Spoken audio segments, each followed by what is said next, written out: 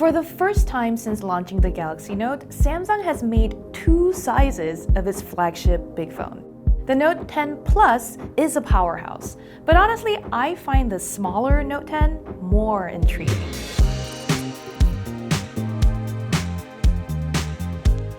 It has a slightly smaller screen than the Note 9, squeezed into a body that's about the same size as the S10. This is a 6.3-inch screen, but it's shoved inside a handset that's ever so slightly larger than an iPhone XS, which only has a 5.8-inch display. But Samsung makes some trade-offs to shave those millimeters. For example, the Note 10 has a full HD display, which would maybe be excusable if this were a $500 phone or if it were 2016. But the Note 10 costs $950, and in 2019, pretty much all high-end phones have gone Quad HD. Samsung also ditched the microSD slot here, something that's been a staple of the Note series since day one, and power users will surely miss that.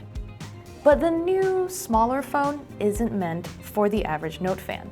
With it, Samsung is trying to sell the S Pen to a larger audience, whether it's people who find notes too big or those who obsess over specs a little less. Most of the Note 10's new features are the same as those in the Plus, and Chris Velasco has already gone over those in excruciating detail, so I'm not going to retread them. Instead, I'm going to focus on what makes the Note 10 different and whether you should pick the smaller handset. But first, allow me a moment to gush over the S Pen, since it is, after all, one of the biggest selling points of the Note series, and is also why getting a smaller Note is a big deal. Back in the day, the stylus was really only useful for those who wanted to draw or write notes on their phones. Now, though, the S Pen is more than just a writing implement. After adding Bluetooth support to the S Pen last year and turning it into a remote control, Samsung expanded the number of gestures you could use by giving the stylus a gyroscope and accelerometer. Instead of simply clicking once or twice to trigger actions, you can now swing the pen around to do things like switch cameras or zoom in on a scene from afar. I really enjoyed having the S Pen as a one-light controller for my camera, especially when my friend challenged me to a yoga pose-off where we needed to send each other pictures and videos of us beating the other at challenging poses. The Note 10 came to the rescue. I got into position in my own time and clicked the button when I was ready, and I won the challenge. It's nice to have the S Pen in a device that fits in the snug pocket of my yoga pants. But that was a really specific instance where the Note 10 did something that I couldn't do with another phone. What you might use it for more frequently is to take digital handwritten notes on the go.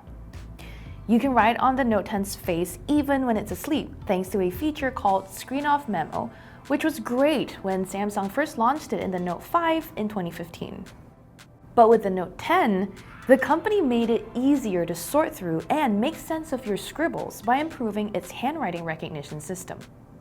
All your notes are now automatically converted in the background, and the words are indexed, so you can search for a specific thing you wrote down and find it even if you hadn't manually hit convert. But on to what makes the Note 10 different from the Plus. Other than how much easier the smaller device is to use, the main thing is that screen.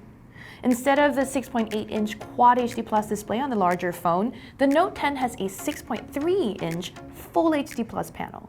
Now, the specs nerd in me is pretty annoyed by this, but frankly, I didn't notice a major difference in picture quality unless I put the two phones side by side. I watched an episode of Shadowhunters on the Note 10 and still found the characters' tattoos clear. More importantly, colors were vibrant, and the high dynamic range made landscapes look gorgeous. Another major difference between the two sizes is the missing microSD card slot. But honestly, I don't miss it much. Yet. The 256 gigs of storage on our review unit has been ample so far. Though if you ask me again in, say, 2 months from now, after I filled that up with apps and selfies, I might feel differently. The Note 10 also only has 8 gigs of RAM compared to the Plus's 12 gigs. Now, I haven't encountered a situation where I've run out of RAM yet, so it hasn't been a big issue. But the difference in performance caused by 4 gigs of RAM isn't something that most people will notice. The only people who would complain are those who are probably going to buy the highest spec Note 10 Plus anyway. The other big thing that sets the two Note 10s apart is the battery. Predictably, a smaller phone equals a smaller battery, but in terms of actual runtime, I found no major difference between the two. I usually got about a day or slightly more out of the Note 10, which is on par with the larger handset and slightly longer than my Pixel 3. Its lower res screen is probably helping to keep it humming along. The only other thing you're missing on the small Note is a depth sensor on the rear. On the Plus, it helps with AR effects and can make applying portrait blur to videos more accurate, but the mini Note 10 does pretty well without it. As for the 3D scanning app, Velasco mentioned that the models he tried to create on the Note 10 Plus came out wonky, so it looks like you're not missing much here. Aside from these differences, the Note 10 and Note 10 Plus are basically the same phone. They have the same Snapdragon 855 processor and the same primary cameras. If you can live with some of the trade-offs and prefer a phone that's easier to navigate with one hand, the Note 10 might be the better phone for you. Honestly, I struggle to come to terms with the exorbitant asking price for what it offers, but I wouldn't be shocked to see some tempting sales as the holiday season approaches.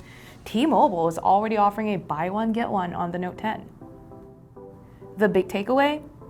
If you can wait a while for the prices to drop, the smaller Note 10 is the best Note for most people. Power users who need a big high-res screen, a micro SD card slot, and tons of RAM are probably going to buy the Note 10 Plus no matter what it costs.